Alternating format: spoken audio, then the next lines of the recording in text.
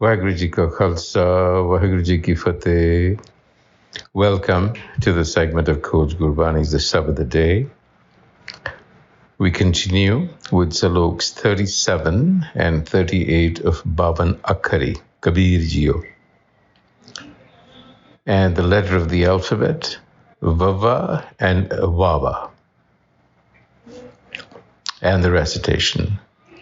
Vava, bar bar Bisan Samhar, Bisan Samhar na ave har. Bal bal jo bisan tana jas gaave, Bisan mile sab hi sach paave. So the letter Vava and the lesson from that alphabet rather, the letter, I'm sorry. Bar bar Bisan Samhar. Samhar, to remember, to recall without interruption. So, bar bar Bisan Samhar. Recall without interruption the all-pervading self, which is named Bisan here, with a babba sound.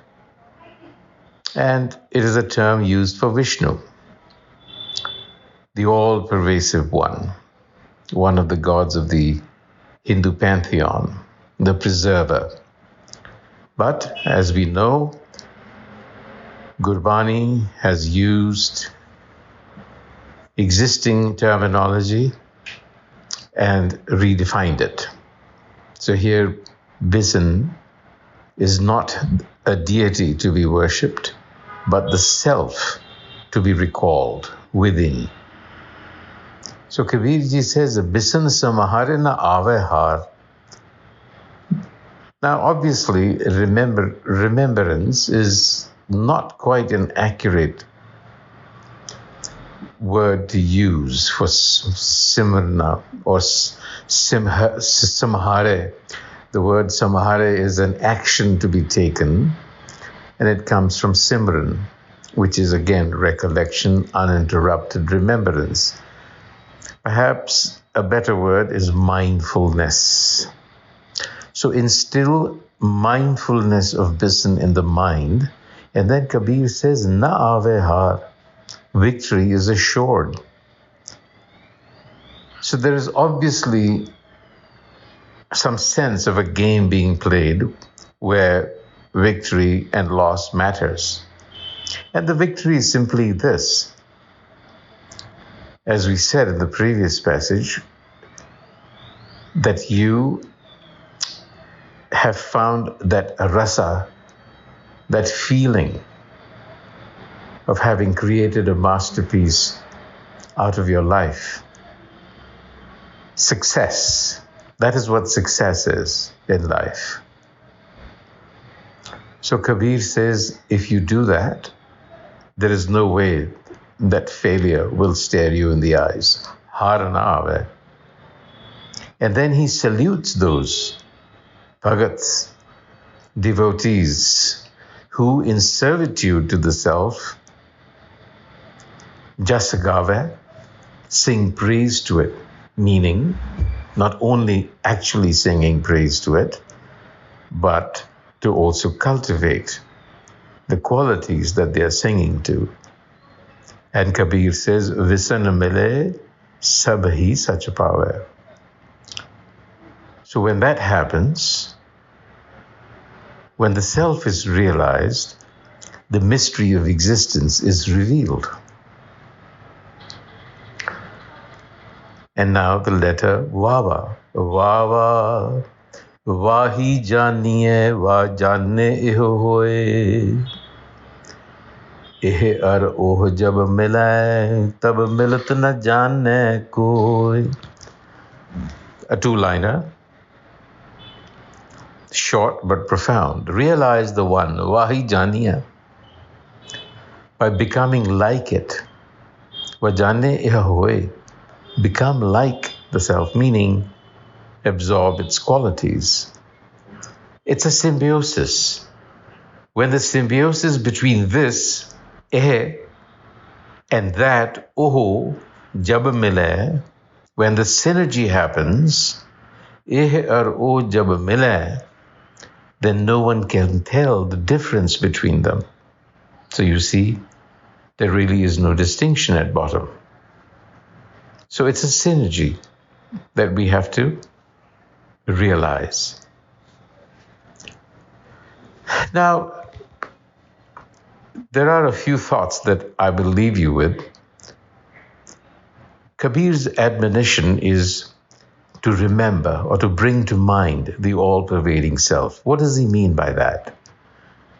What he's doing here is asking us to open the mind. And you open the mind by silencing its inner chatter. That is how you make room for the intuitive self.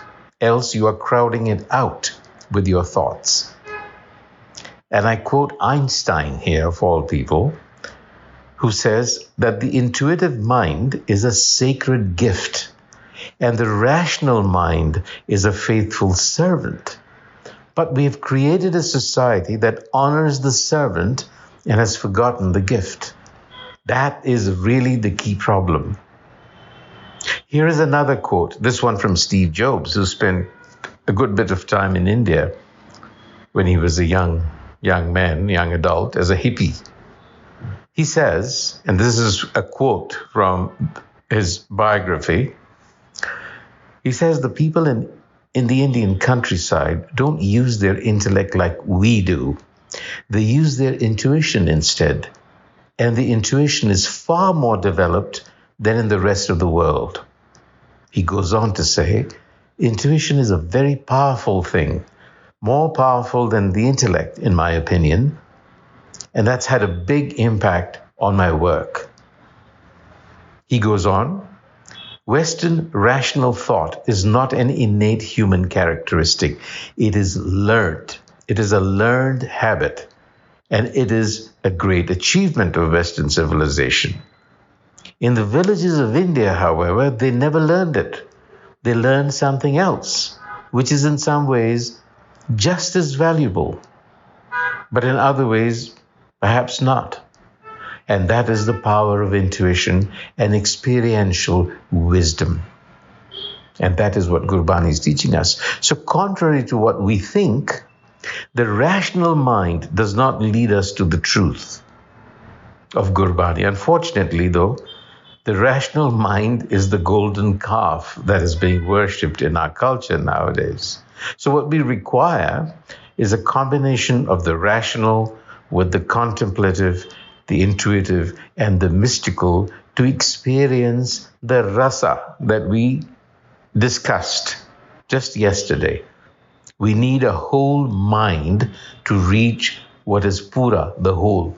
You can't be a fragmented mind and try to reach the whole. So you have to first heal your own fragmentation, become whole, and lo and behold, you will realize the whole instantly. And that is what Gurmat does. On that note, Vaheguru Ji Ka Khalsa, Vaheguru Ji Ki Fateh.